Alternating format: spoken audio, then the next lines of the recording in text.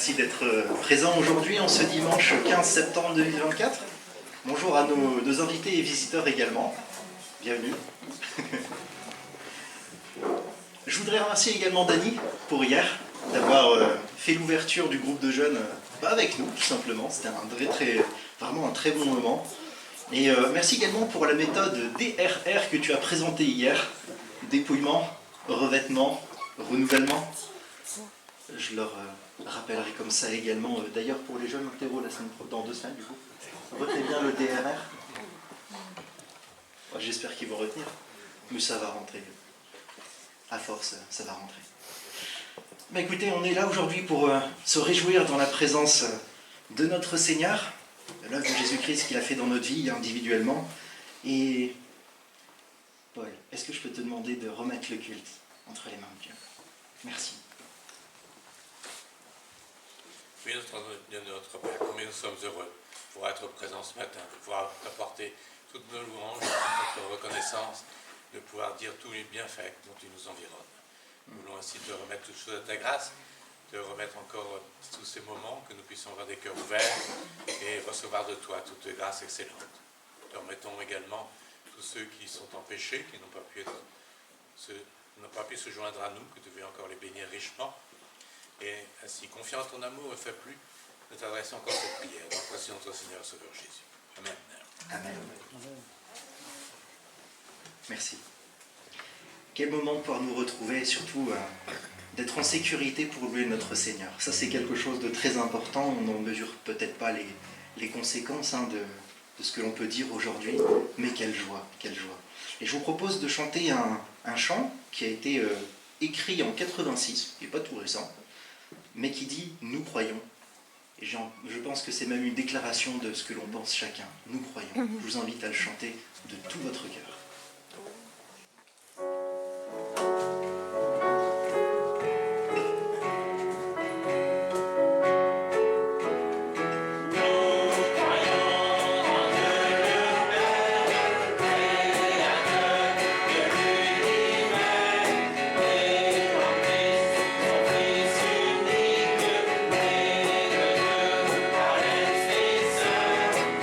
Nous croyons qu'il est mort.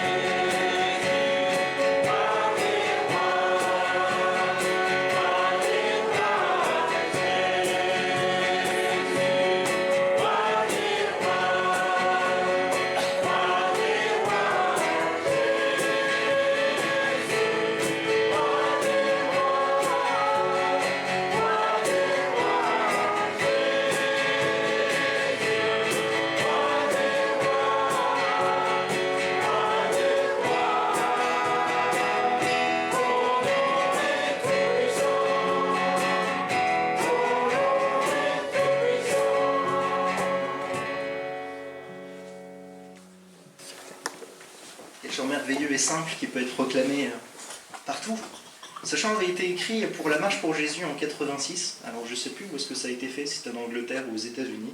Je n'ai pas réussi à retrouver l'endroit exact, mais j'ai trouvé ça vraiment beau de dire que ce chant peut être transmis également dans le futur pour les futures générations. Donc, nous sommes, enfin, moi j'en fais partie du coup, à ce niveau-là. Et vraiment j'aimerais vous encourager davantage à la louange. Et si on peut projeter Éphésiens 5 en Louis II, s'il te plaît, merci Célia. Éphésiens 5, un passage que j'affectionne particulièrement, hein, je pense que c'est la 2e ou 3e fois que je vous le recite, mais je le trouve tellement important. Qui nous dit donc, entretenez-vous par des psaumes, par des hymnes et par des cantiques spirituels, chantant et célébrant de tout votre cœur les louanges du Seigneur. Rendez continuellement grâce pour toutes choses à Dieu le Père, au nom de notre Seigneur Jésus-Christ, vous soumettant les uns aux autres dans la crainte de Christ. Le prochain chant, qui s'intitule « Béni soit ton nom », il a été écrit par Matt et Beth Ridman le 15 septembre 2001. Et pourquoi je vous parle de ça? C'est très simple. C'est que c'est un chant qui est affectionné particulièrement, bon ça il n'est pas présent ce matin, mais il aurait pu vous en témoigner, mais il est très affectionné par les chrétiens du monde entier, et notamment ceux qui ont connu la souffrance, alors que ce soit des personnes qui soient immigrées ou non, hein. Des personnes qui ont souffert, je pense que tout le monde peut s'identifier, mais surtout des personnes qui ont choisi de louer plutôt que de sombrer dans l'amertume. C'est le choix aussi que nous avons fait, que nous pouvons faire encore continuellement, de nous dépouiller de tout ce qui nous empêche de regarder à Christ, de regarder à lui pleinement et de voir son œuvre chaque jour. Déjà dans notre vie personnelle, et indirectement d'éclabousser ceux qui sont autour de nous. Qu'il est merveilleux de pouvoir voir les gens autour de nous se réjouir de la joie que Jésus-Christ met dans notre cœur. Je ne sais pas si c'est quelque chose que vous vivrez au quotidien, mais en tous les cas, le répandre et le proclamer, c'est délicieux, j'ai envie de dire.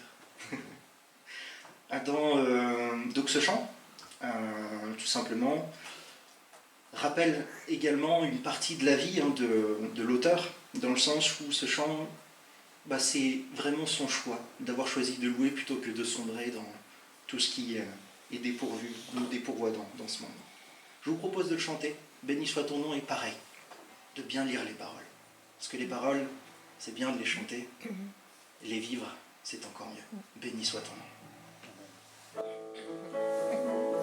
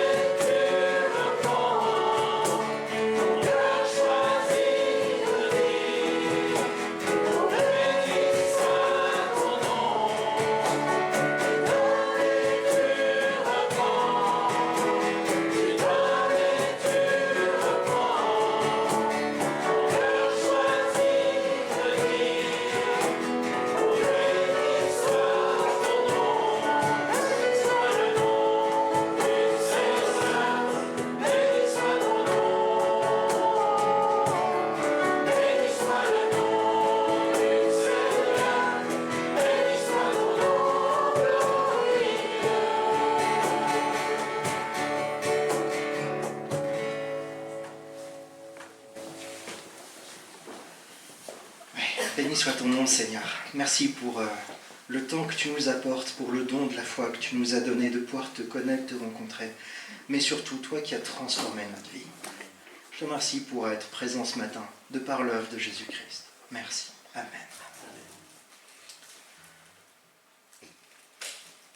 Maintenant, je vais te demander de lire Philippiens 1, versets 3 à 6.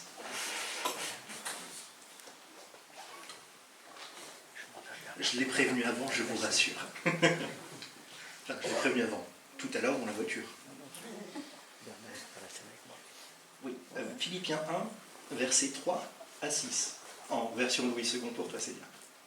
Je rends grâce à mon Dieu de tout le souvenir que je garde de vous, ne cessant dans toutes mes prières pour vous tous, de manifester ma joie au sujet de la part que vous prenez à l'Évangile, depuis le premier jour jusqu'à maintenant. Je suis persuadé que celui qui a commencé en vous cette bonne œuvre la rendra parfaite pour le jour de Jésus-Christ. Voilà. Je pense que le texte parle de lui-même, du commencement jusqu'à la fin, du début où nous l'avons rencontré, jusqu'à son retour, peut-être prochain, peut-être que nous ne le verrons pas, peu importe. Comme a dit Jésus, l'important c'est que vous fassiez partie de ce nombre, en parlant des justes.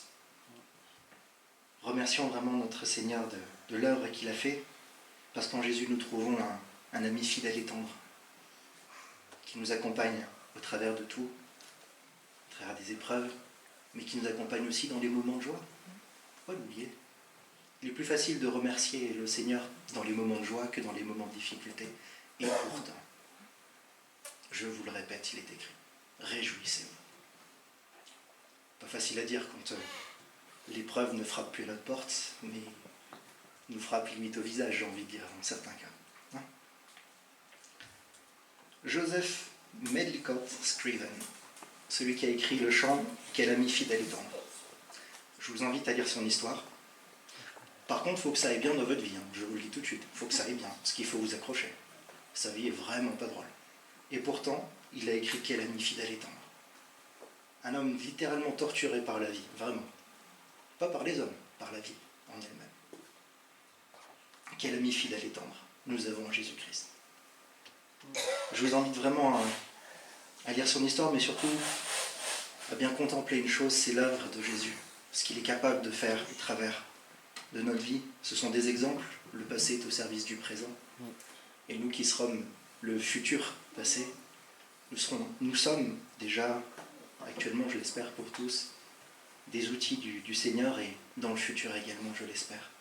Laissons une trace de notre passage grâce à l'œuvre de Jésus-Christ, en aidant ceux qui se trouvent autour de nous, mais sans oublier que nous devons absolument tout à notre Sauveur et Seigneur. Je vous invite à chanter « Quel ami fidèle et tendre nous avons en Jésus-Christ ».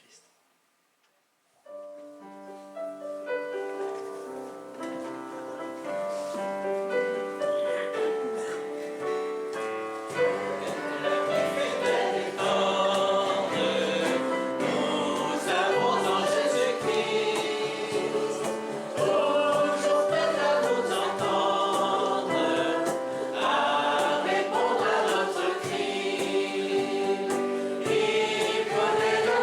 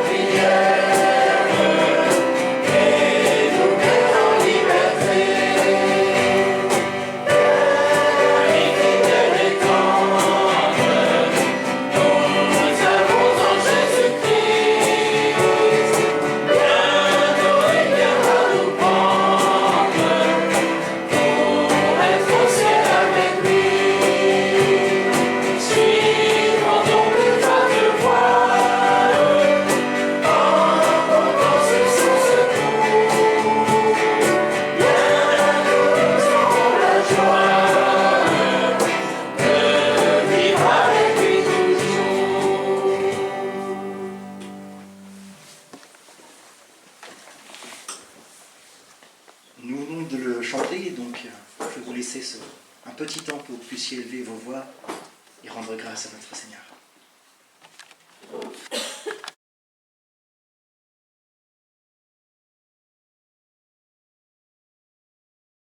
Chacun d'entre vous, mais voilà, mon cœur est là avec vous. Je vais vous lire deux textes. On va faire un petit commentaire pour la scène. Alors, c'est Matthieu 26, verset 26. J'avais mis des notes, puis je les ai perdues en route.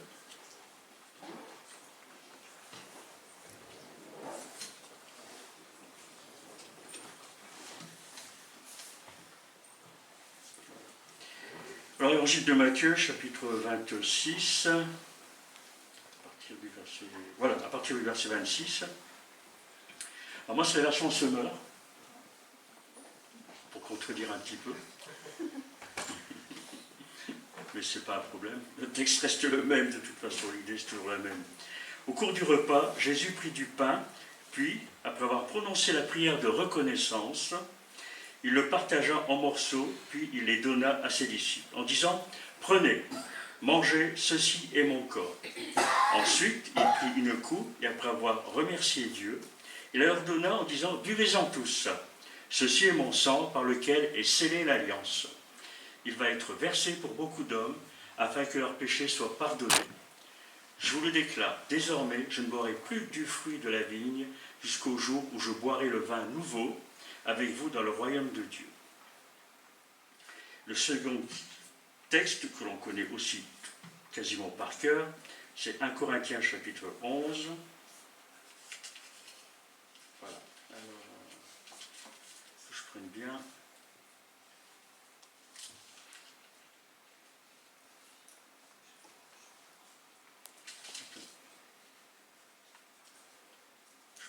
Voilà, je n'ai pas trop l'habitude de prendre celle-là.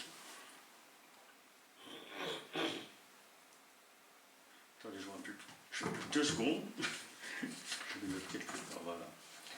C'est à partir du verset 26 exactement. Ouais. Je suis parti un peu haut. Voilà, voilà, c'est ça. Verset 23, pardon. Car, ce que dit l'apôtre Paul, c'est ce qu'il dit. Car voici la tradition que j'ai reçue du Seigneur et que je vous ai transmise. Le Seigneur Jésus, dans la nuit où il fut livré pour être mis à mort, prit du pain, et après avoir prononcé la prière de reconnaissance, il le rompit en disant « Ceci est mon corps, il est pour vous, faites ceci en souvenir de moi. » De même, après le repas, il prit la coupe et dit « Cette coupe est la nouvelle alliance, scellée de mon sang. Faites ceci toutes les fois que vous en boirez, en souvenir de moi. Donc, chaque fois que vous mangerez de ce pain, et que vous buvez de cette coupe, vous annoncez la mort du Seigneur, et ceci jusqu'à son retour. C'est pourquoi quiconque mangerait le pain ou boirait de la coupe du Seigneur d'une manière indigne se rendrait coupable envers le corps et le sang du Seigneur. Que chacun donc s'examine lui-même, et qu'alors il mange de ce pain et boive de cette coupe. Car celui qui mange et boit sans discerner ce qu'est le corps du Seigneur se condamne lui-même en mangeant et en buvant ainsi. Voilà, je m'arrêterai là. Alors je fais un peu d'histoire aussi. Avec Rémi, on ne s'est pas concerté. Je vais vous lire un article de foi de la confession de foi des Pays-Bas. Ça fait un peu peur peut-être, mais voilà.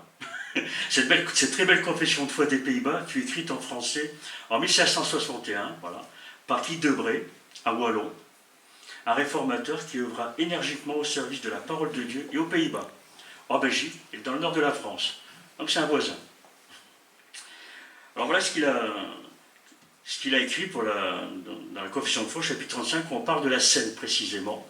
Et cette confession de foi a été reprise par différentes églises après par la suite.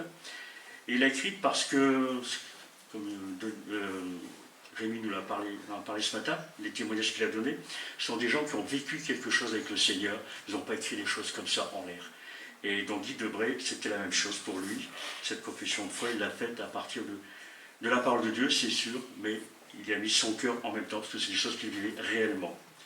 Alors voilà ce qu'il dit. Nous croyons et confessons que notre Seigneur, notre Sauveur Jésus-Christ a ordonné et institué le sacrement de la Sainte Seine pour nourrir et soutenir ceux qu'il a régénérés et incorporés dans sa famille, qui est son Église, Alors, en même temps, ça nous permet de revoir un peu ce qu'est la scène. Ça va nous remémorer un peu tout ça.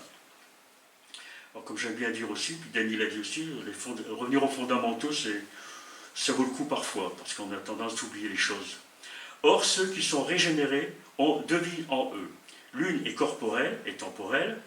Ils la reçoivent de leur première naissance, et cette vie commune est commune à tous les hommes. L'autre vie, elle est spirituelle et céleste. Elle aurait donné à la seconde naissance, qui se fait par la parole de l'Évangile, dans la communion du corps de Christ. Cette vie n'est commune qu'aux élus de Dieu. Ainsi, Dieu nous a donné du pain terrestre et matériel, propre au soutien de la vie corporelle et terrestre. Ce pain est commun à tous, tout comme l'est la vie. Mais pour le soutien de la vie spirituelle et céleste des croyants, il leur a envoyé un pain vivant, descendu du ciel, à savoir Jésus-Christ, qui nourrit et soutient la vie spirituelle des croyants lorsqu'ils le mangent, c'est-à-dire lorsqu'ils se l'approprient et le reçoivent spirituellement par la foi. Pour nous représenter ce pain spirituel et céleste, Christ a institué le pain terrestre et visible comme sacrement de son corps et le vin comme sacrement de son sang. Nous allons prendre tout à l'heure. Il nous atteste ainsi que tout aussi certainement que nous prenons et tenons le sacrement dans nos mains et que nous le mangeons et le buvons par notre bouche, moyen par lequel notre vie physique est soutenue, de même, par la foi, qui est la main et la bouche de notre âme, nous recevons réellement dans nos âmes le vrai corps et le vrai sang de Christ, notre seul sauveur pour la vie spirituelle. Or, il est bien certain que Jésus-Christ ne nous a pas prescrit ces sacrements sans raison. Il a accompli en nous tout ce qu'il nous représente par ces signes sacrés. Toutefois, la manière dont cela se fait dépasse notre intelligence et nous est incompréhensible, tout comme l'opération de l'Esprit de Dieu est secrète et incompréhensible. Cependant, nous ne nous trompons pas en disant que ce que nous mangeons est le propre corps naturel de Christ et ce que nous buvons son propre sang. Toutefois, ce n'est pas par la bouche que nous le mangeons et le buvons, mais spirituellement par la foi. Ainsi, Jésus-Christ demeure toujours assis à la droite de Dieu, son Père, dans les cieux. Et il ne cesse pas pour autant de se communiquer à nous par la foi. Ce banquet est une table spirituelle par laquelle Christ nous rend participants de lui-même, et tous ses bienfaits, et par laquelle il nous fait la grâce de jouir aussi bien de lui-même que du mérite de sa passion et de sa mort. Il nourrit, fortifie et console notre pauvre âme affligée par la nourriture de sa chair, et il l'apaise par le renouvellement, par le breuvage de son sang. De plus, bien que les sacrements soient unis à la chose signifiée, cette chose signifiée n'est toutefois pas reçue par tous. Ça n'a pas l'air clair, je recommence. De plus, bien que les sacrements soient unis à la chose signifiée, cette chose signifiée n'est toutefois pas reçue de tous. Le méchant prend certes le sacrement pour sa condamnation, mais il ne reçoit pas la vérité du sacrement. Ainsi, Judas et Simon, le magicien, ont bien reçu tous les deux le sacrement, mais ils n'ont pas reçu Christ, qui est signifié par le sacrement et qui est communiqué uniquement aux croyants. Finalement, nous recevons ce Saint-Sacrement dans l'assemblée du peuple de Dieu, avec humilité et révérence, en commémorant ensemble la mort de Christ, notre Sauveur, avec action de grâce et en confessant notre foi et notre religion chrétienne. C'est pourquoi nul ne doit se présenter à cette table sans être d'abord bien examiné lui-même, de peur qu'en mangeant de ce pain et qu'en buvant de cette coupe, il ne mange et ne boive son propre jugement. On a lu cela 1 Corinthiens chapitre 11 tout à l'heure. Bref, la participation à ce Saint-Sacrement nous émeut et nous pousse à un ardent amour envers Dieu et notre prochain. Il terminera comme ça. Nous rejetons donc comme étant des profanations, toutes les confusions, les inventions coupables que les hommes ont ajoutées et mêlées au sacrement. Nous disons que nous devons nous contenter de l'ordre de Christ et de ses apôtres, que ses apôtres nous ont enseigné au sujet de ces sacrements, et nous devons en parler de la manière dont eux-mêmes en ont parlé. Voilà, je termine là-dessus. Je crois que c'est bien clair pour tout le monde. Là se représente la scène. c'est bien de temps en temps de revenir à ces choses-là. Alors je demandais à Bernard de s'approcher. Je ne l'ai pas fait exprès, ce matin on a eu Bernard, on a eu la maman, on a eu Rémi. Voilà, on va prier pour le pain, pour le vin, je vais distribuer. Seigneur Jésus, merci d'être humblement ce matin dans ta maison, ce matin dans ton église. Merci de pouvoir chanter, lire ta parole et également écouter le message qui sera annoncé par notre frère Dany aujourd'hui, Seigneur Jésus. Seigneur Jésus, je te remets tous ces éléments sur la table. Tu bénis le pain qui représente ton corps, qui a subi des meurtrissures sur la croix. Bénis aussi ce jus de raisin qui représente ton sang qui a coulé sur ce bois infâme, sur le mont Golgotha. Amen. Notre Dieu, voulons te remercier pour ce magnifique sacrifice que tu as accompli à la croix en Jésus-Christ. Pour nous racheter de nos péchés, nous régénérer par ta parole comme on l'a lu, et recevoir le Saint-Esprit qui vit en nous désormais, Seigneur. C'est un privilège, une grâce, Seigneur. Et nous voulons faire ça en commémoration, en témoignage aussi de ton retour, comme Rémi nous l'a rappelé, Seigneur, ce matin, que tu reviens bientôt, Seigneur. Nous voulons être des témoins de la résurrection de Christ, comme les premiers apôtres, Seigneur, et nous voulons ensemble rendre la louange, la gloire qui t'est due encore, notre Dieu, dans le beau nom de Jésus. Amen. Amen.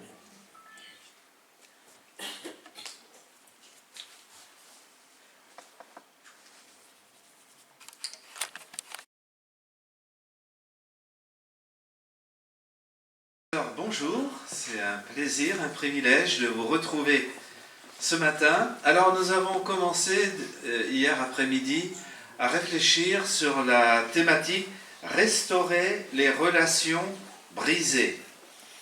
Alors hier on a parlé du pardon, une puissance qui libère, on a parlé de la théologie du pardon.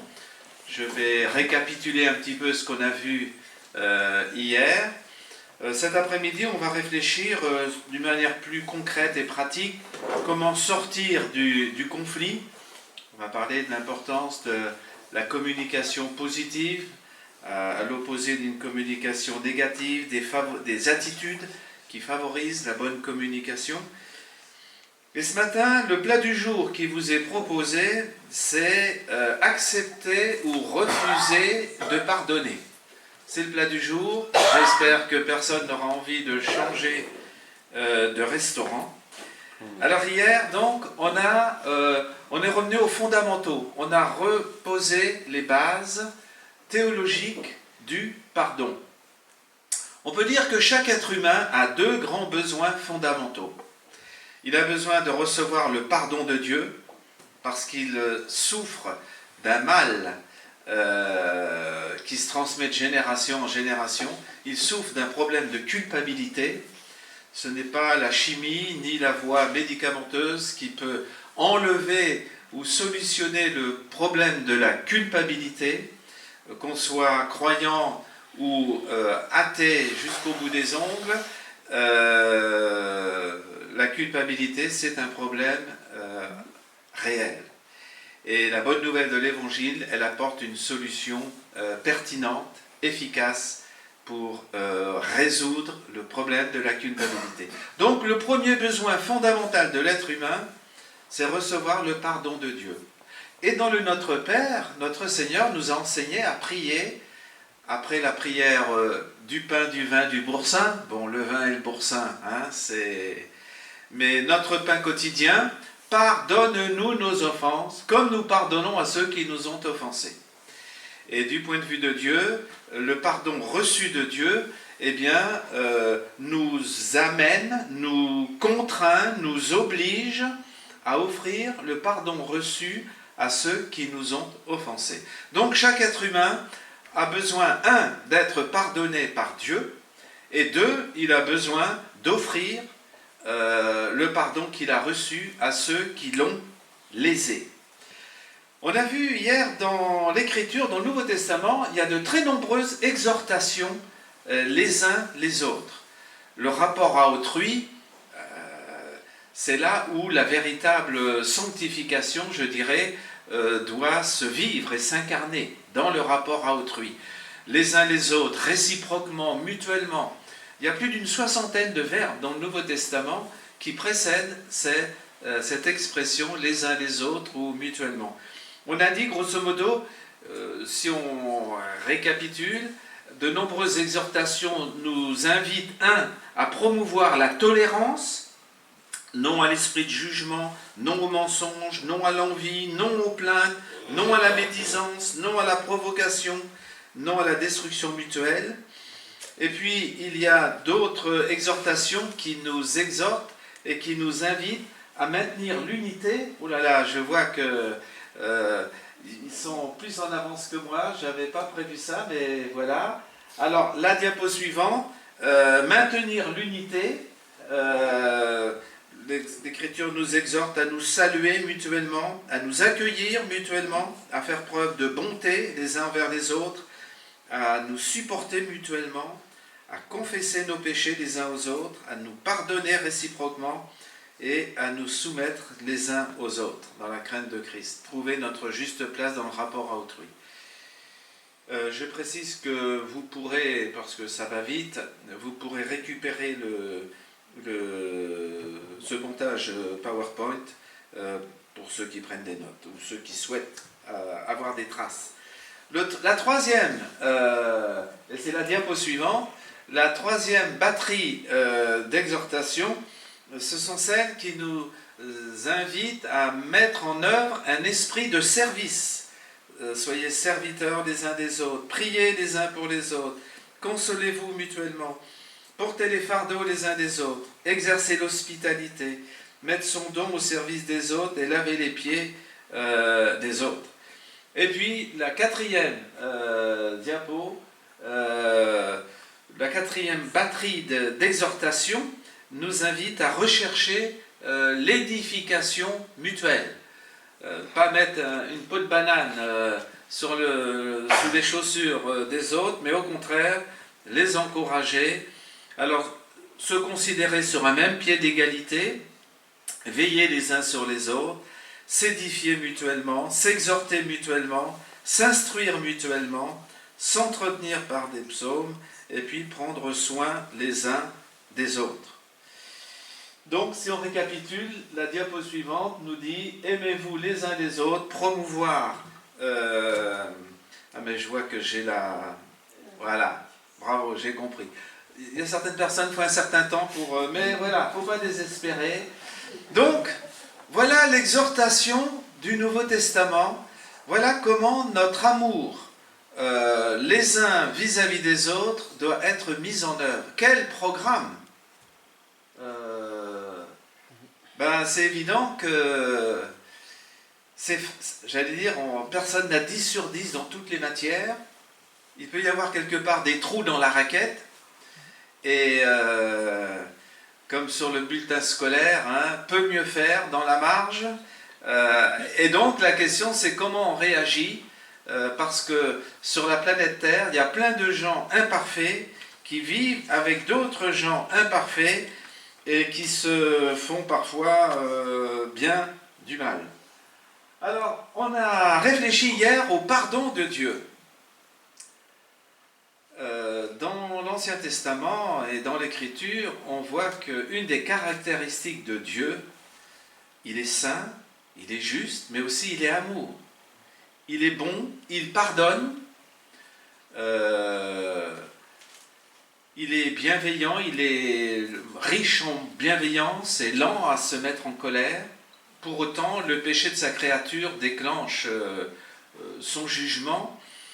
Si Dieu n'était pas saint, eh bien, le péché de sa créature n'aurait pas lieu de déclencher sa colère. On peut dire que la colère de Dieu, c'est l'envers de la sainteté. Mais Dieu, pourtant, c'est lui qui aurait le moins besoin de pardonner, et pourtant, c'est lui qui pardonne le plus. Et on voit dans l'Ancien Testament, l'Éternel conclut alliance avec son peuple, et bien souvent, son peuple n'a pas rempli les clauses de l'alliance. Il a contrevenu aux exigences, à ce qui était attendu de lui. Dieu assure, j'allais dire, la part de l'alliance, il coche toutes les cases, mais le peuple de Dieu, bien souvent, a été défaillant. L'alliance, elle est violée, elle est rompue, mais ce qui sauve l'alliance, c'est le pardon que Dieu offre, et c'est ce qui permet de rétablir la relation. L'Éternel est un Dieu qui pardonne. Ça, c'est une constante, et c'est un peu provocateur de le dire ainsi, mais Dieu est de la même manière que Dieu est amour, eh bien Dieu pardonne. J'allais dire, c'est son métier. Entre guillemets, si Dieu ne pardonnait pas, eh bien, qu'adviendrait-il de nous, hein? Ce serait complètement la fin de tout. Alors, on a vu dans l'Ancien Testament, dans le rituel du Lévitique, que Dieu avait exigé qu'un sacrifice soit offert pour que le coupable puisse obtenir le pardon de sa faute. Il fallait, c'était le principe, il fallait qu'un animal innocent, mais qui réponde aux exigences de Dieu, soit offert en sacrifice, et c'est par le sang que l'expiation pouvait être réalisée. Donc ça, c'est là-dessus que repose le rituel du Lévitique. On observe que Dieu est l'auteur de la réconciliation. C'est lui qui a pris l'initiative.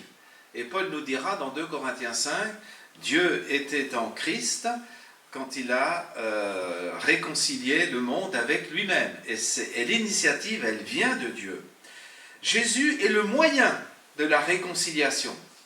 Il fallait un sacrifice, et tout le rituel du Lévitique pointait vers la nécessité du sacrifice de Jésus, ce que nous venons de commémorer. Le rituel du Lévitique reposait sur ce qu'on appelle le principe de la substitution. La substitution, c'est le fait de prendre la place de quelqu'un d'autre, de remplacer.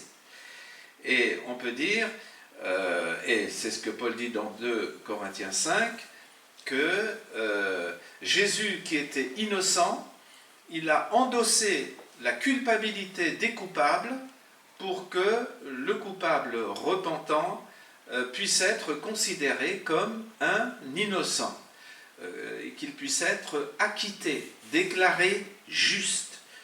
Et en théologie, on parle du principe de l'imputation, c'est le fait de porter au crédit de, c'est un peu un langage, on va dire, bancaire ou comptable. Le péché du coupable a été imputé à Jésus. Jésus a endossé la culpabilité des coupables. Et la justice de Jésus, qui était innocent, a été imputée ou créditée, inscrite au compte du coupable. C'est le miracle de l'imputation, et c'est en même temps le principe de la justification, à savoir le fait d'être déclaré innocent à la barre du tribunal de Dieu, acquitté. C'est les fondements de l'Évangile que vous connaissez, mais qu'il est bon de reposer. On a vu que la repentance authentique constitue le préalable au pardon, le préalable obligatoire au pardon. Le pardon que Dieu accorde généreusement, encore faut-il être sincère, être vrai. Et le Nouveau Testament parle de la nécessité de pratiquer les œuvres dignes de la repentance. Donc, j'allais dire, il faut assurer le service après-vente.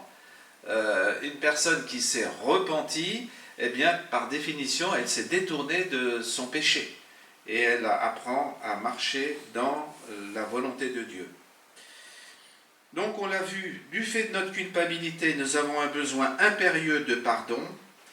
Et c'est la personne et l'œuvre de Jésus qui donne accès au pardon de Dieu. C'est vraiment, j'allais dire, le code d'accès. Nous avons rappelé que la bonne nouvelle, c'est que lorsque Dieu pardonne nos péchés, il ne s'en souvient plus. Et il y a dans le concept théologique du pardon, il y a cette notion de séparation ou de dissociation ou de désolidarisation. Voilà, merci de m'avoir aidé. Je sais, il y en a qui souffraient pour moi là. À savoir que le péché me colle à la peau, à l'état brut, à l'état naturel. Une personne dont le péché n'a pas été purifié, eh bien, Dieu voit une seule et même entité, le pécheur et son péché. Lorsque Dieu pardonne le péché que j'ai confessé, il y a une dissociation. Et le péché est désolidarisé du pécheur. Et l'Écriture emploie de belles images. Le psaume 103, que vous connaissez bien, autant l'Orient est éloigné de l'Occident, autant de nous, il éloigne nos transgressions. On a cité Michée 7, 19, qui emploie cette belle image que lorsque nous confessons nos péchés, Dieu les jette au fond de la mer et il ne s'en souvient plus. Et puis Jean le Baptiste, quand il a vu Jésus, il a dit « Voici l'agneau de Dieu qui ôte le péché du monde ». Donc c'est une glorieuse vérité, à savoir que lorsque Dieu pardonne mon péché, eh bien c'est une libération, c'est une délivrance. Il y a un avant, il y a un après. Mon péché a été imputé ou mis sur le compte de Jésus, et la justice de Jésus m'a été créditée. Donc, lorsque Dieu pardonne nos péchés, il ne s'en souvient plus. Ça, c'est la bonne nouvelle. Lorsque Dieu pardonne nos péchés, il nous en purifie également. 1 Jean 9, si nous confessons nos péchés, Dieu est fidèle et juste pour nous les pardonner et pour nous purifier de toute injustice ou de toute iniquité. Donc, j'allais dire, dans le package du pardon, il y a la purification. C'est vraiment une œuvre radicale et totale. Le pardon reçu de Dieu nous condamne, entre guillemets, à offrir un pardon inconditionnel à notre prochain. Et c'est de cela dont nous allons parler dans quelques instants. Le pardon que nous accordons à nos semblables conditionne le pardon que nous avons besoin de recevoir de Dieu. Les deux sont liés. Et le corollaire, c'est que celui qui a bénéficié du pardon offre à son tour le pardon avec la même générosité. Maintenant, si j'ai conscience qu'entre moi et quelqu'un, il y a un souci, il y a un problème dans la relation, eh bien, l'initiative de la demande de pardon, elle incombe toujours à celui qui prend conscience du problème relationnel. Jésus dit, si tu es à l'église, tu chantes les louanges du Seigneur et tout d'un coup, tu prends conscience qu'entre toi et une autre personne, il y a un problème de relation qui fait que la personne, elle est blessée, elle t'en veut et eh bien, Jésus dit, il faut arrêter là la séance de louange et il faut mettre de l'ordre dans la relation et dans restaurer la relation brisée. Et enfin, on a dit que c'est clair que pour vivre à la hauteur de la volonté de Dieu, cocher toutes les cases les uns les autres et offrir le pardon reçu de Dieu avec la même générosité, c'est clair qu'il faut être rempli du Saint-Esprit qui entretient en nous cet amour de 1 Corinthiens 13, où il est écrit que l'amour croit tout, l'amour espère tout, l'amour supporte tout. On ne peut pas exiger davantage et il n'y a que dans l'évangile que nous annonçons où nous trouvons une telle exigence. Voilà, alors la séance PowerPoint elle est terminée parce que pour la suite, comme c'est un message qui a davantage un contenu dévotionnel, je n'ai pas jugé bon d'avoir un PowerPoint. Donc merci quand même à Mathis et à Rémi qui m'ont suivi jusque-là et je pense qu'ils vont continuer. Nous en arrivons à Matthieu chapitre 18. Et je vous invite à ouvrir dans vos Bibles, dans Matthieu chapitre 18. Et dans ce récit, on voit que l'apôtre Pierre, il est venu voir Jésus et il lui a posé une question. Et on va voir que cette question, elle était pertinente vu le contexte dans lequel eh bien, Pierre évoluait. Je m'explique. Et je lis dans Matthieu 18, versets 21 et 22. Pierre s'approcha de Jésus et lui dit, « Seigneur, combien de fois pardonnerai-je à mon frère lorsqu'il péchera contre moi? Est-ce que c'est jusqu'à 7 fois ?» Jésus lui dit, « Je ne te dis pas jusqu'à 7 fois, mais jusqu'à 70 fois 7 fois. » Les paroles de Jésus valent toujours leur pesant de lettres et de sens. Mais il faut savoir que quand Pierre a posé cette question, eh bien dans le judaïsme contemporain, la plupart des enseignants religieux considéraient que le pardon, eh bien, c'était une question d'arithmétique ou de mathématiques ou de statistiques. Et les rabbins se basaient sur un texte de Amos, chapitre 1, chapitre 2, chapitre 3. On trouve cette expression qui revient à plusieurs reprises, à cause d'une faute, et même de 2 ou de 3, eh bien, ce n'est qu'à la 4e faute que l'Éternel sévit par le jugement. Et les rabbins se basaient sur cette parole pour enseigner que on pouvait pardonner 1 fois, 2 fois, 3 fois, mais 4 fois, non, là c'est mort, ça casse. Et là, et donc Pierre, quand il est venu voir Jésus, il a dit, est-ce que il faut pardonner jusqu'à 7 fois? Moi je présume que Pierre, dans son être intérieur, devait se dire, bon ben, on sait tous que les rabbins ils disent qu'il faut pardonner jusqu'à 3 fois, voire 4 fois. Allez, je vais en rajouter 3 ou 4. Est-ce que c'est jusqu'à 7 fois? Je présume que Pierre, au fond de lui, s'attendait à ce que Jésus lui dise « Ah, Pierre, tu me fais plaisir, parce que toi, au moins, tu es plus généreux que ce qu'on enseigne dans la synagogue. » Eh bien, que nenni vous disais-je, parce que Jésus a dit au verset 22, « Je ne te dis pas jusqu'à 7 fois, mais jusqu'à 70 fois 7 fois. » Autrement dit, Jésus dit, laisse tomber la calculette, c'est pas comme ça que ça fonctionne, et les mathématiques, là, sur le coup, il faut les laisser de côté. Le bon sens humain pourrait laisser entendre qu'un offenseur multirécidiviste qui abuse du pardon ne doit pas être indéfinitivement pardonné. Parce que c'est trop facile pour lui, et c'est trop difficile et contraignant pour la partie lésée. Parce que vous l'avez bien compris, dans le pardon, il y a un côté pour lequel c'est tout bénéfice et c'est cadeau, mais tout ce qui est, même les cadeaux, il faut bien que quelqu'un les paye quelque part.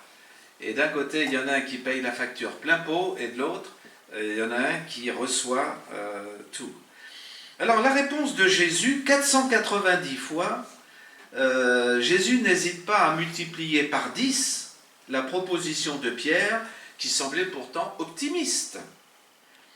Autant dire qu'à ce compte-là, il devient impossible de tenir la comptabilité de tous les torts subis de la part d'une même personne. En somme, Jésus enseigne que l'on doit accepter de pardonner les multirécidivistes, ceux pour lesquels ce n'est pas la première fois qu'ils nous font subir un tort.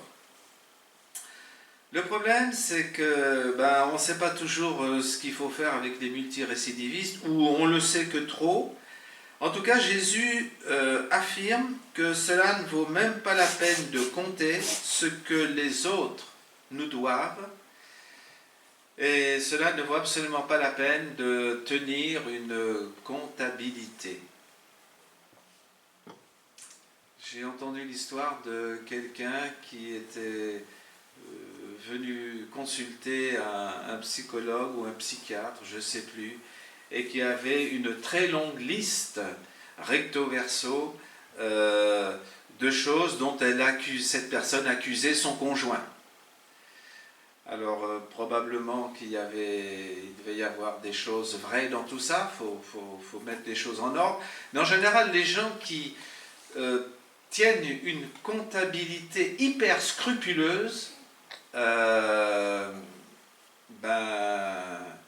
ils sont vraiment dans le trouble le plus extrême. Dans la Bible, il nous est parlé de Lémec. Lémec, c'était un personnage assez colérique, que je ne vous souhaite pas comme voisin de palier, parce que lui, il devait être expert comptable. Enfin, l'Écriture ne dit pas quelle était son occupation professionnelle, mais je présume qu'il en connaissait un rayon dans l'expertise comptable. Il cultivait l'esprit de vengeance. Apparemment, il avait tué quelqu'un. Est-ce que c'était par légitime défense? On ne sait pas. Mais sachant que Dieu avait juré de venger Caïn au septuple, 7 fois, eh bien Lémec, il ne se prenait pas pour n'importe qui, il se croyait sorti de la cuisse de Jupiter. Lémec, lui, il estimait qu'il méritait bien d'être vengé 70 fois plus que Caïn. Et là, les gens qui se livrent à ce genre de calcul, vous imaginez qu'ils sont englués dans le piège de l'amertume, de la rancune, de la volonté de vengeance, de la pitié de soi. Et là, on est mal. Et donc Lémec a composé une maxime qu'il fallait probablement répéter comme un aphorisme dans la vie courante. Et on lit ça dans Genèse 4, 23. Lémec a dit « J'ai tué un homme pour ma blessure et un enfant pour ma meurtrissure. Caïn sera vengé 7 fois et Lémec 77 fois. » Donc il n'y allait pas avec le dos de la cuillère. Et on peut dire que si vous lui aurez fait passer une IRM gratuitement et sans rendez-vous, vous auriez manifestement trouvé des traces d'amertume. C'est pratiquement tout ce qui nous est dit sur Lémec, sur ce personnage. Et il incarne les prédispositions naturelles du vieil homme livré à ses propres ressources, qui préfère la vengeance au pardon. Là où Lémec ne trouve rien de mieux que la vengeance, et non pas une ni deux, mais 77 fois s'il vous plaît, eh bien Jésus lui propose la voie du pardon. 70 fois, 7 fois. Si on veut être dans l'arithmétique, 490 fois. Ça veut dire quoi?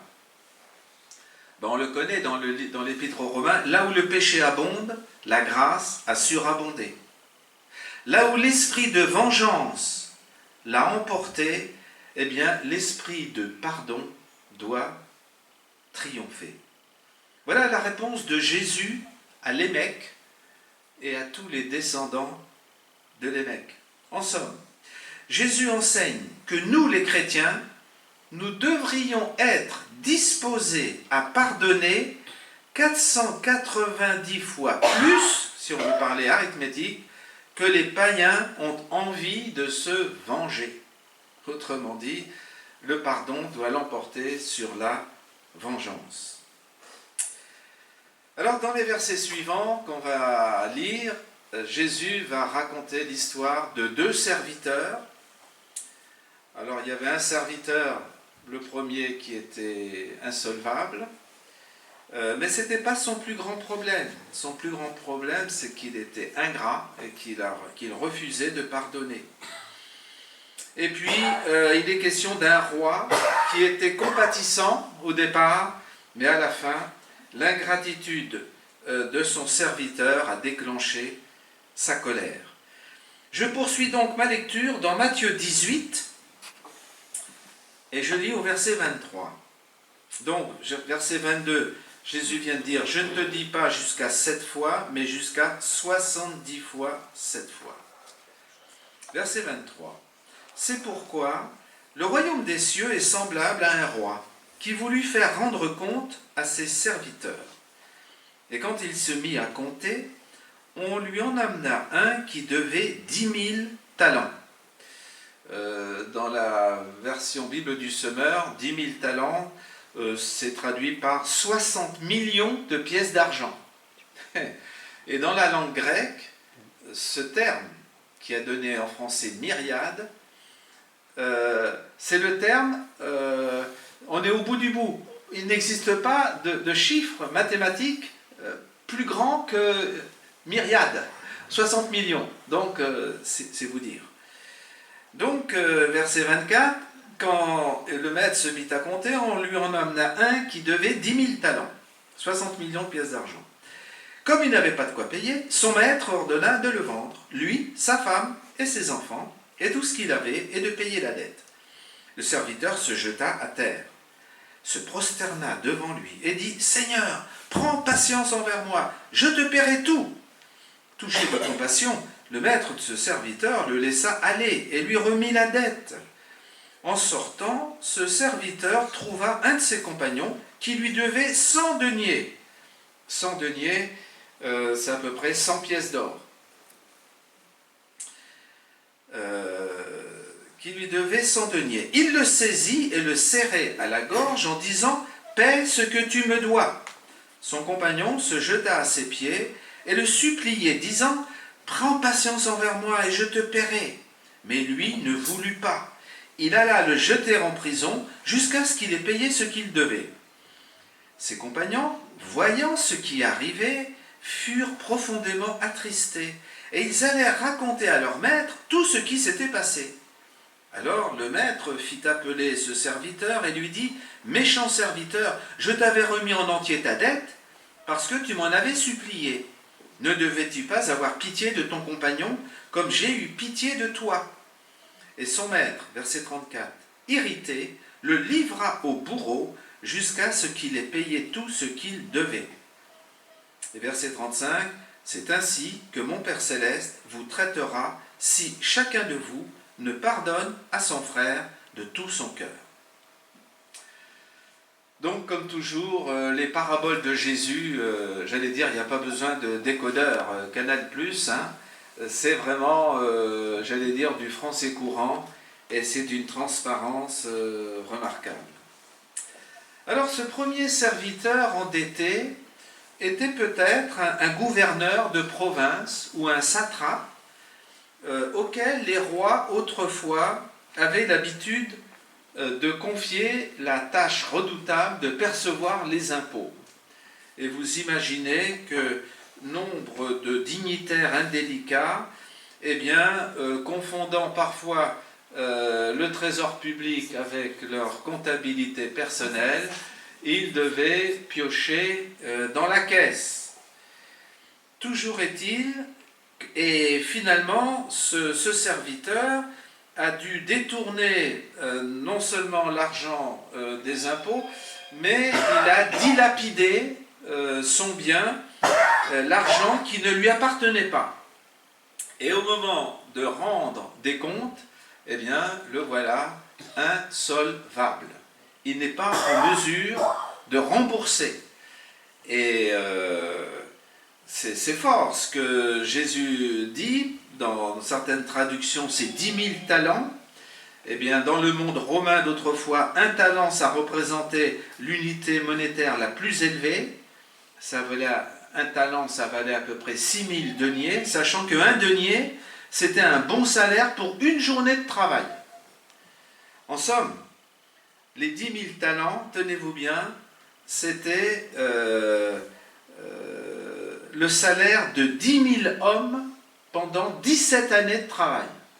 Donc, vous avez compris, c'est une somme astronomique, impossible à rembourser. Et je vous dis, dans l'original, le mot myriade, on ne peut pas aller plus loin, on est au bout du bout des chiffres. Alors, le roi touché dans sa... Le maître, pardon, se voyant contraint de devoir vendre cet homme insolvable avec sa femme et ses enfants, touché de compassion, on va dire, eh bien, il a accepté de lui remettre sa dette, d'effacer l'ardoise. Et vu l'ampleur de l'ardoise, le maître avait bien compris que il risquait de devoir s'asseoir sur son argent qu'il ne reverrait jamais. Même si, évidemment, le serviteur a cru bon de pouvoir dire naïvement qu'il allait rembourser. Mais il était complètement insolvable. Et évidemment, ce premier serviteur représente le pécheur que nous sommes devant Dieu, complètement insolvable, dans l'incapacité d'obtenir le pardon ou d'expier ses fautes. Et le pécheur devant Dieu, eh bien, il est à la merci de la miséricorde ou de la grâce de Dieu. Et Paul écrit dans Romains 5,8, « Dieu prouve son amour envers nous lorsque nous étions encore des pécheurs, Christ est mort pour nous. » Donc c'est clair que sur le terrain de la grâce, on ne reçoit pas ce que l'on mérite. On ne reçoit pas selon le mal qu'on a fait, et on reçoit selon le bien qu'on n'a pas fait. Et la grâce de Dieu, c'est certainement une des réalités les plus opposées à la nature humaine. Chaque être humain est formaté dans un monde où la grâce n'existe pas. Et quand Jean dit dans 1 Jean 3, « Voyez de quel amour le Père nous a aimés pour que nous soyons appelés enfants de Dieu. » Voyez de quel amour le Père nous a aimés. Le terme employé indique que c'est un amour qui vient d'une autre planète. Ce n'est pas de ce monde. Et pour pouvoir comprendre la grâce, il faut vraiment une action du Saint-Esprit. C'est pas naturel. Et dans aucune, si vous faites une étude comparative des différentes religions, dans aucune religion, vous ne trouverez, comme on la trouve dans l'Évangile, l'offre d'un pardon immérité. La grâce. Je ne suis pas traité selon ce que je mérite à cause de mon péché, et je suis traité en vertu des mérites de quelqu'un d'autre. Alors, on a parlé de... Jésus a montré l'insolvabilité de ce serviteur, mais ce n'était pas son plus grave problème. Son plus grave problème, c'était son ingratitude et son refus de pardonner. On aurait pu s'attendre à ce que le serviteur gracié offre la grâce aux autres. Et c'est justement le contraire de ce qui va se passer. Fallait-il que ce serviteur ingrat et impitoyable ait la mémoire aussi courte pour oublier la faveur imméritée qui venait de lui être offerte et dont il avait largement, grandement bénéficié. J'ai entendu un responsable de mission internationale qui avait réuni ses missionnaires pour un événement, je crois que ça arrivait tous les 2 ans, dans un hôtel sur l'île de Chypre. C'était assez central. Et il se trouve que c'était un hôtel très, on va dire, je dirais pas low cost, mais enfin, voilà. Et il se trouve que 2 semaines avant l'événement, le responsable de l'hôtel téléphone au directeur international de la mission en disant ben, on est désolé, mais on a des problèmes dans les locaux qu'on devait vous louer, mais on vous a trouvé une autre solution. Mais alors là, bingo, c'était un hôtel 5 étoiles. Et pour le même prix. Et les missionnaires, quand ils sont arrivés, ils ont dit, mais attendez, c'est quoi ça? Ils ont du mal à joindre les deux bouts, financièrement parlant, sur le champ de mission, et ils se retrouvent dans un événement où, malgré eux, 5 étoiles. Ben, pour certains, c'était un peu difficile à avaler. Et parfois, vous savez, la grâce, on se demande, mais bingo, pourquoi ça tombe sur moi? Pourquoi Bon, en tout cas, notre premier serviteur, lui qui avait été gracié, ben finalement, il n'a pas su apprécier à sa juste valeur le cadeau qui lui avait été offert. Et son plus grave problème, encore une fois, ce n'est pas qu'il était insolvable, mais c'est qu'il était ingrat.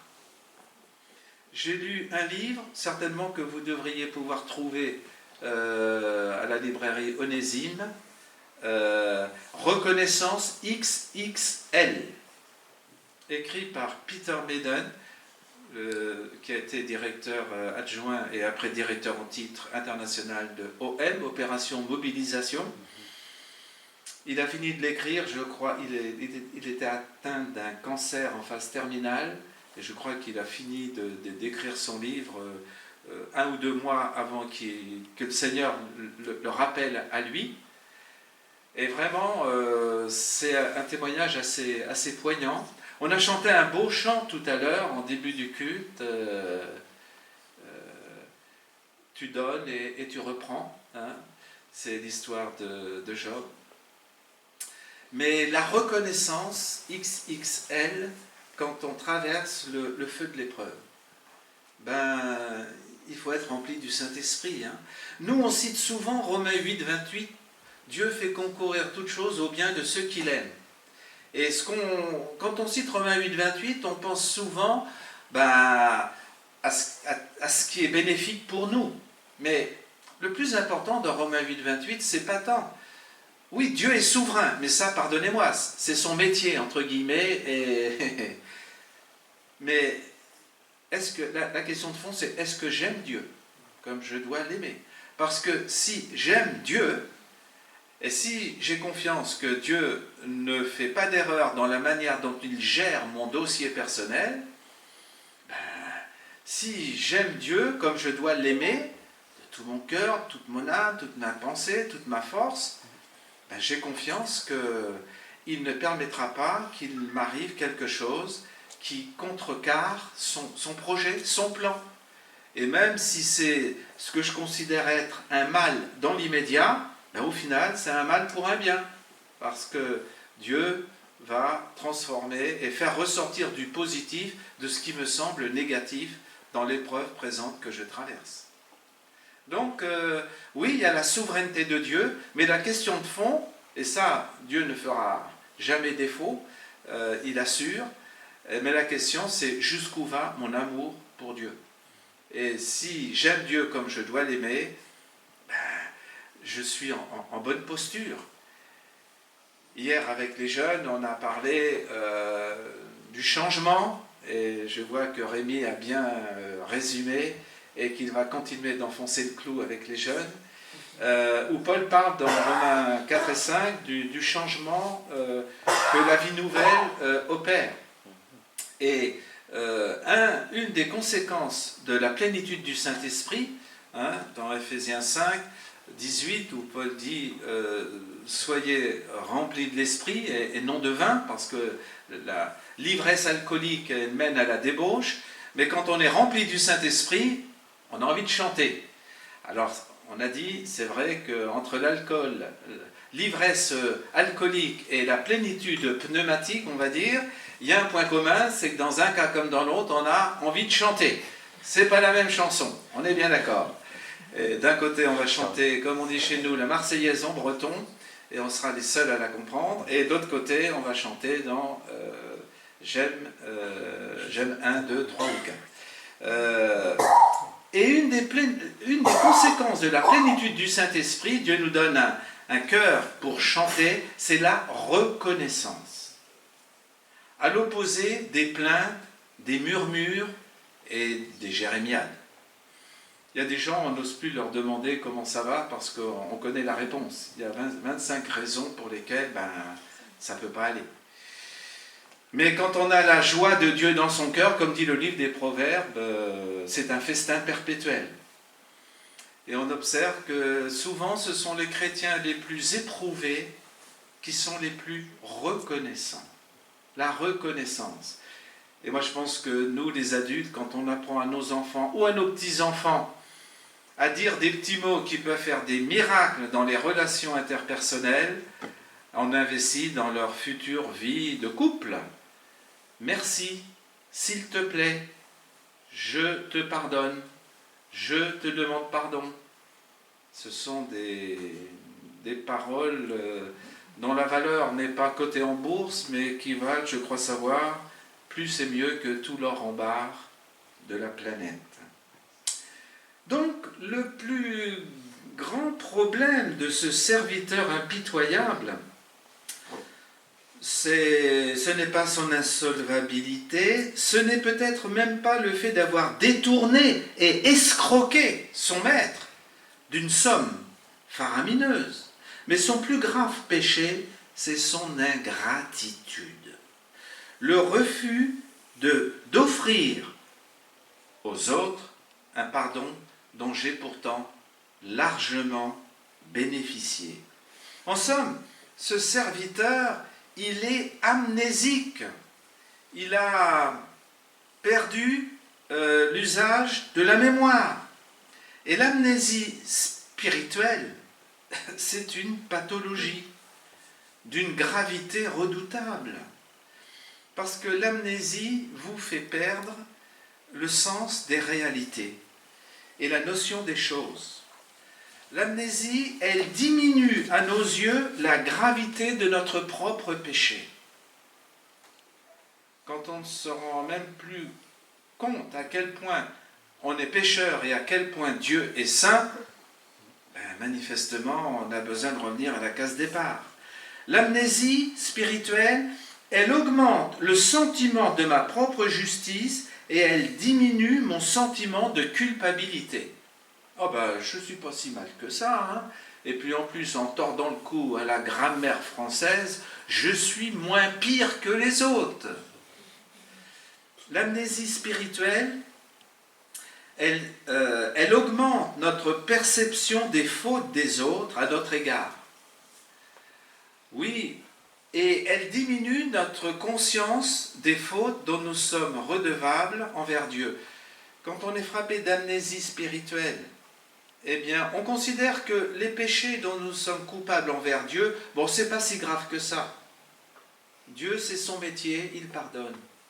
Par contre, les crasses que les autres m'infligent ou me font subir, alors là, ça c'est une dette incommensurable. Et là, les autres sont insolvables à mon égard. Et je me dois de tenir une comptabilité avec des preuves comptables à l'appui. Et ça, c'est terrible quand on est dans cette sorte d'amnésie qui vous fait perdre le sens des réalités, parce qu'au final, on finit par inverser les dettes. On considère que la dette des autres à mon égard, elle est énorme, mais ma dette envers Dieu, elle est insignifiante. Et là, on est mal. Parce que l'amnésie renverse le sens des proportions. Et elle nous rend ingrats, cruels, imbuvables, impitoyables et intraitables envers autrui. En somme, cette sorte d'amnésie qui vous pousse à l'ingratitude, elle finit par vous défigurer, vous déshumaniser, au point de nous rendre ignobles envers le prochain. Nous privant de la grâce qui fait vivre Cette amnésie nous amène à utiliser la loi pour taper sur tout ce qui bouge autour de nous. Et cette amnésie, elle entretient en nous une attitude de dureté qui refuse de pardonner et qui entretient un esprit de rancune, de volonté de vengeance et de mépris d'autrui. Au verset 29, il est dit « Son compagnon se jeta à ses pieds et le suppliait, disant « Prends patience envers moi et je te paierai. » Mais lui ne voulut pas, il alla le jeter en prison jusqu'à ce qu'il ait payé ce qu'il devait. Ben, c'est bien triste, c'est bien malheureux. Et jeter en prison, à l'époque, on jetait en prison les gens qui, manifestement, étaient insolvables. C'était la dernière des sanctions que l'on pouvait imaginer. Et en prison, on les faisait travailler un petit peu, et avec le salaire chichement récolté, eh bien, au bout d'un certain temps, le coupable parvenait à rembourser sa dette et ensuite à être libéré. Alors, le roi, quand il a entendu ce qui s'est passé, et c'est par les compagnons des serviteurs qu'il a eu vent de l'histoire, eh bien là, il est revenu sur les bonnes dispositions dont il avait fait preuve au départ, envers ce premier serviteur. Alors, ce passage n'a absolument pas pour objet d'enseigner que Dieu peut retirer le pardon qu'il nous a accordé, ou qu'on pourrait perdre son salut. Et ce passage n'enseigne pas que Dieu accorde le pardon en fonction de nos œuvres. Et on a dit hier, c'est vrai que Jésus a dit, si vous refusez de pardonner, le Père Céleste refusera de vous pardonner. Mais on a dit, quand on accepte de pardonner, on n'accumule pas des points sur notre carte qui obligeraient Dieu, après coup, à dire, ah ben toi, t'as pardonné tant de fois, tu as tant de points sur ta carte, donc moi je suis obligé de te pardonner. Non, c'est pas comme ça que ça fonctionne. Cette parabole a pour objet de montrer la nécessité d'offrir aux autres le pardon que l'on a soi-même reçu. Et Jésus, dans cette parabole, s'adresse donc à des chrétiens nés de nouveau qui ont obligation de pardonner. Parce que le refus de pardonner serait incohérent avec leur statut d'enfant de Dieu. Et c'est ainsi que dans Matthieu 6, 14 et 15, Jésus a dit « Si vous pardonnez aux hommes leurs fautes, votre Père Céleste vous pardonnera aussi, mais si vous ne pardonnez pas aux hommes, votre Père ne vous pardonnera pas non plus. » Alors la sévérité avec laquelle le roi sanctionne le serviteur impitoyable, qu'il appelle méchant serviteur, en le faisant jeter en prison, souligne la gravité du péché que commet le chrétien qui refuse de pardonner. Finalement, refuser de pardonner, c'est rendre nul et non avenu le pardon que Christ nous a accordé. Refuser de pardonner, c'est exiger que la justice l'emporte sur la miséricorde. Et c'est réagir, bien sûr, dans la chair. Et c'est se trahir en donnant la preuve d'une forme d'immaturité spirituelle. Donc, la leçon de cette parabole est la suivante. Les chrétiens qui refusent de pardonner tomberont sous le coup d'une sanction divine sévère, jusqu'à ce qu'ils apprennent à pardonner à la manière de celle dont ils ont eux-mêmes été pardonnés. Alors ça, c'est une leçon, je dirais, que plus vite on apprend, mieux nous-mêmes et notre prochain s'en tirera. Et je crois encore une fois que c'est dès l'âge de l'enfance où nos enfants, nos petits-enfants, il faut leur apprendre ces mots magiques, enfin qui font des miracles dans les relations, pardon et je te pardonne. Parce que le verset 34 dit bien, le maître irrité le livra au bourreau jusqu'à ce qu'il ait payé tout ce qu'il devait. Vous imaginez bien que si Dieu nous voit insister à tout prix auprès des autres pour qu'ils nous remboursent leurs dettes, eh bien Dieu va insister auprès de nous pour qu'à notre tour, on fasse de même pour les dettes qu'on a contractées à son endroit. Si nous voulons faire payer aux autres, Dieu va insister pour nous faire payer. Donc en somme, le pardon offert constitue toujours le chemin le plus court, le plus sûr. Peut-être pas le plus facile, mais c'est le meilleur moyen, comme a dit quelqu'un, de racheter le temps, et c'est la meilleure manière de démontrer sa maturité spirituelle. Et Jésus, le modèle du genre, Père, pardonne-leur, car ils ne savent ce qu'ils font. Étienne, le premier martyr de la foi chrétienne, enfin Jésus était le premier, mais Étienne a prié la même chose. Offrir le pardon, c'est ce qui fait la grandeur d'un personnage. Donc Jésus nous dit que les chrétiens devraient être les premiers à pardonner et être de ceux qui pardonnent le plus, là où les non-chrétiens insistent sur la volonté de vengeance et sont pris dans le bourbier de la rancune, de l'amertume. D'autant que Jésus a bien dit, et cette parabole confirme ce que Jésus a dit dans Matthieu 7, verset 2, « C'est du jugement dont vous jugez qu'on vous jugera, de la mesure dont vous mesurez qu'on vous mesurera. » Dans Jacques 2, 13, il est dit « Le jugement est sans miséricorde pour qui n'a pas fait miséricorde. La miséricorde triomphe du jugement. » Et puis, donc, on peut dire que bien des chrétiens souffrent de toutes sortes de maux, MAUX, dans leur vie personnelle, leur vie de couple, leur vie de famille, vie d'église, vie sociale, vie professionnelle ou dans le voisinage. Il y a des blessures, des souffrances inutiles qu'on s'inflige quand on reste bloqué et retenu par le refus de pardonner. Et par cette attitude que Jésus dénonce ici, eh bien, on est une proie facile à l'amertume, à la rancune et à la pitié de soi. Donc, choisir de pardonner nous revient au final moins cher que de refuser de pardonner.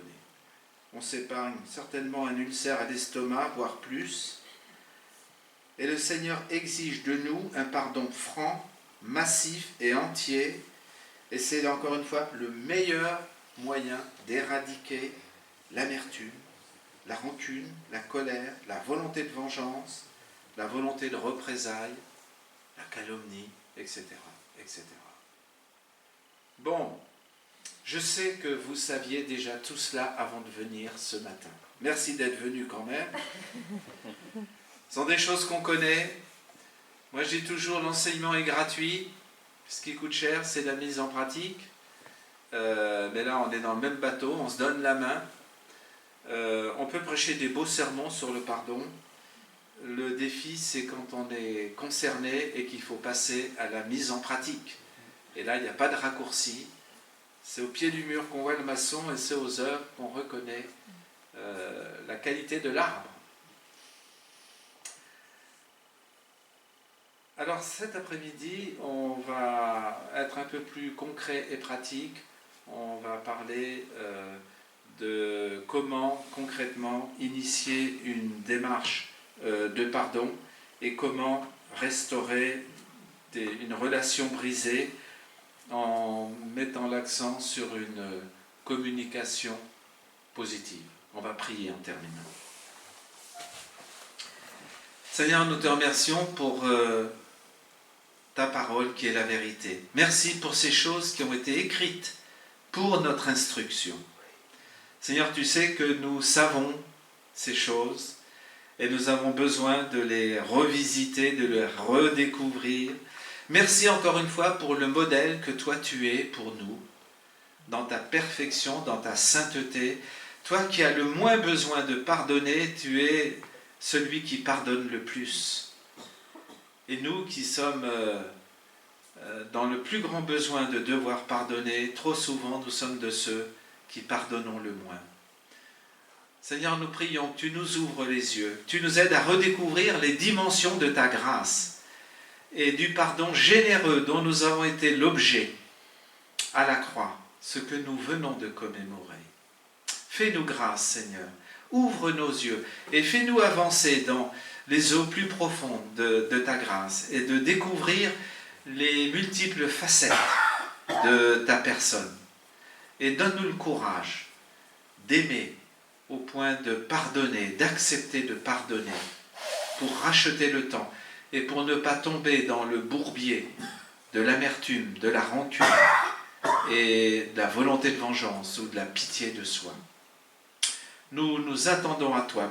Merci de bénir nos relations, de bénir notre communion, nos échanges, et veuille que nous puissions nous enrichir mutuellement et être un instrument au travers duquel ta grâce enrichit et bénit notre prochain. Nous nous attendons à toi, nous t'adorons au nom de Jésus. Amen.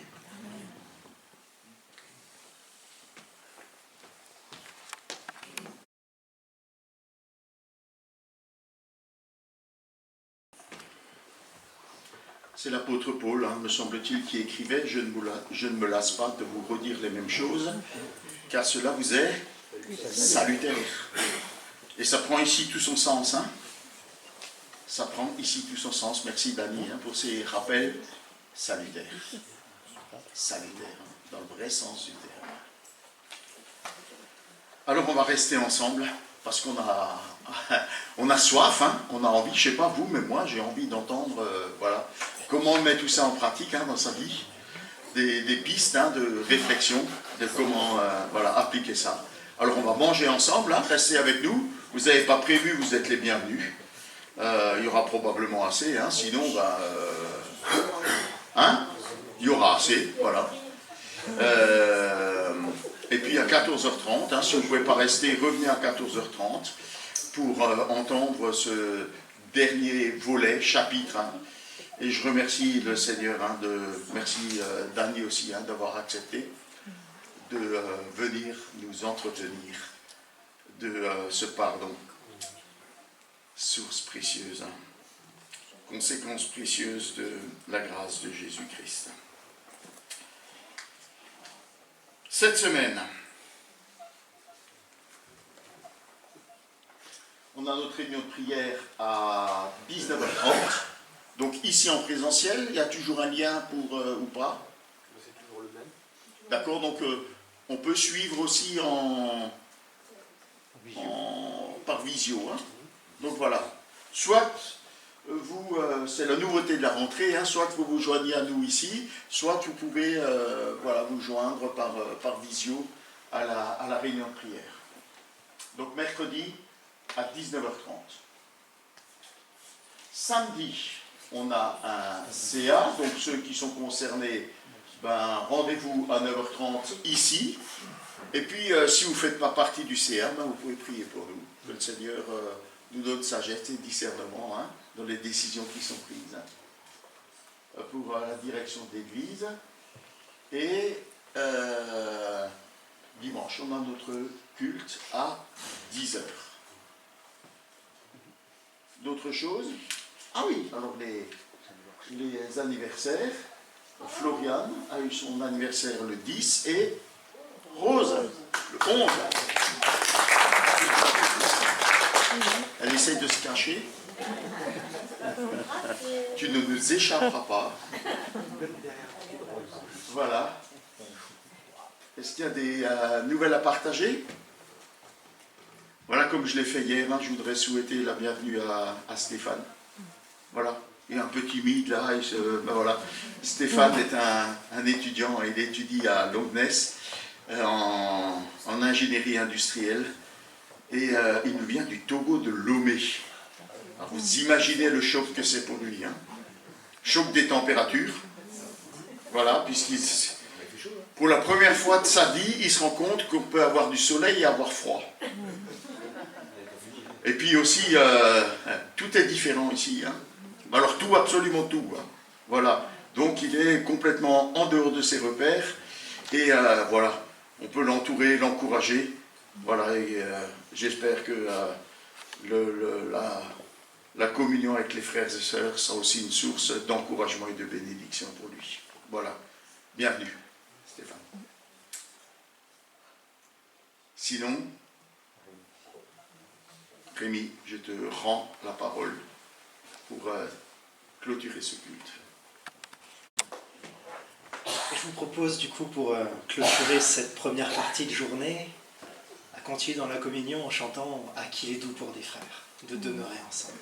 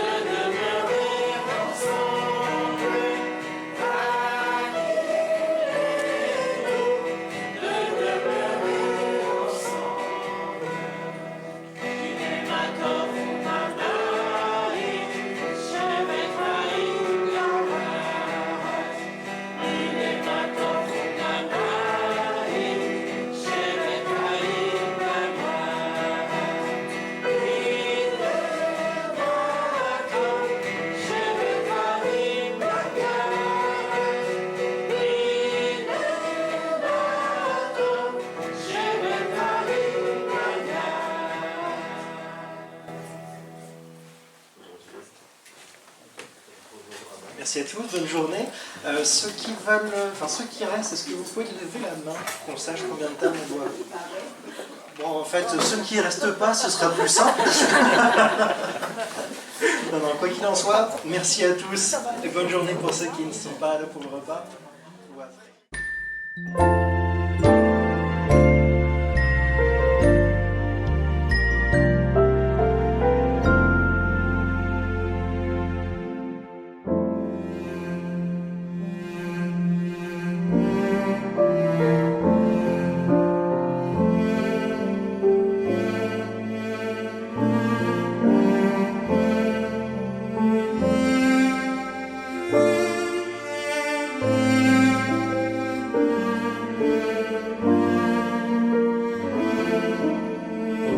Thank you.